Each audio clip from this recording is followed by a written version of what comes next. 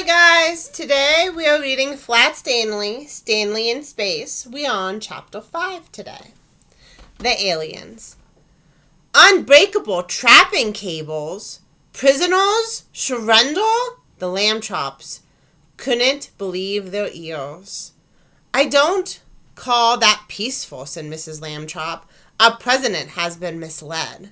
I wish we had gone to the seaside. Mr. Lambshock shook his head. But now we are trapped. I don't, he pointed to the magnifying window. That's what. A thin blue line, like a thread, had been passed over the Star Scout. Stanley switched on the wipers above the big window, and the first flick of its blade parted the blue line. Drat, said the radio. Other voices rose, startled, and then the deep voice spoke again. Earth people, we're sending a messenger. A regular, ordinary alien, just to show what we're like. For a long moment, the lamb chops kept their eyes on the tan trees across the field. There, Arthur said suddenly. Coming towards, oh my, his voice trailed away. The alien message came slowly forward to start before the big window. A muscular young man with a curling mustache, wearing shorts and carrying a club. The mustache was very large. The messenger was not. That man, Mrs. Lambchop said slowly, is only 3 inches tall. At most, Mr. Lambchop said. It is a magnifying window. The alien seemed to be calling something. Arthur opened the door a crack. The words came clearly now. Afraid to let us see you off, people, because I'm so enormous? Ha ha ha. All aliens are this big. So that's what he looks like. Flinging the door wide, Arthur showed himself. Well, I'm a small earth person, he shouted. The rest of us are even bigger than me. Not me, Mrs. Lambchop said. And don't tease Oh, he's fainted. Wetting her handkerchief with cold water, she jumped down from the Star Scout and ran to dab the alien's tiny brow. Cries rose again from the spaceship's radio. A giant killed 1K. There's another, even bigger. Oh gosh, look! IK, all right? IK must be the alien's name. The alien, by gasping Mrs. Lambchop's handkerchief, had indeed pulled himself up. Furious, he swung his club, but managed only to tap the top of her shoe. Ouch! Scat! She said, and he darted back across the field. Oh my, said the radio. Never mind about surrendering, Earth people. At first, they saw only a tiny flag fluttering like a white butterfly far across the brown field. But at last, the alien community drew close, and the lamb chops waiting now outside the Star Scout could make each little person out.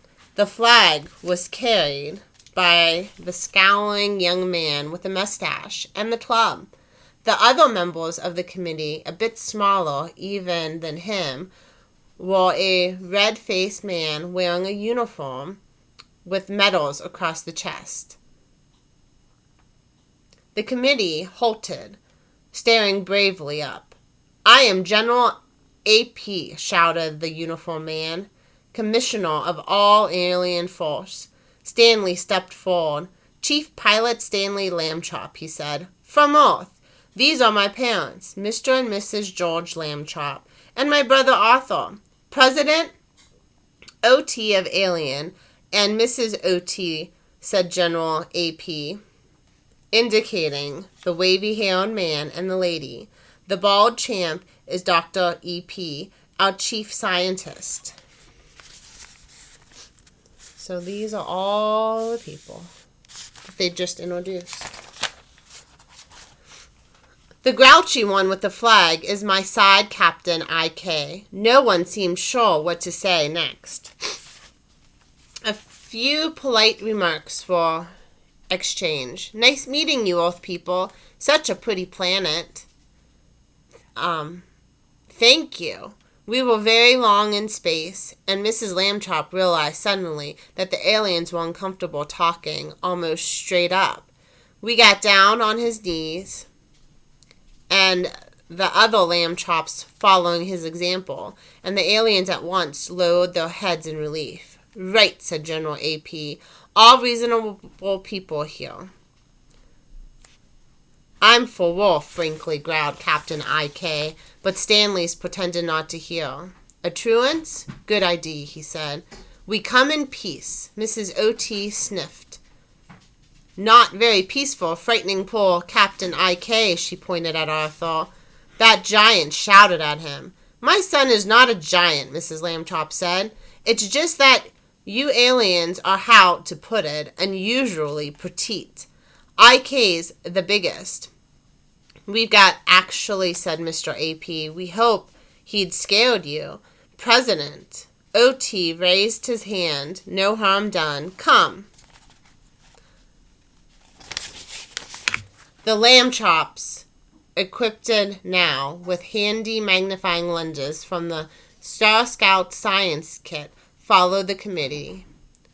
Terranceville lay just across the brown field behind the tan trees, no longer than an Earth-sized tennis court. So they're going to go see the town that these little people live in. So these people are not the size of us. They're probably about this big. And the Lambchops scaled them because they're so big. We're so big, aren't we? We're like giants to them. Okay, so we'll see what Chapter 6 holds for us tomorrow. Bye, guys.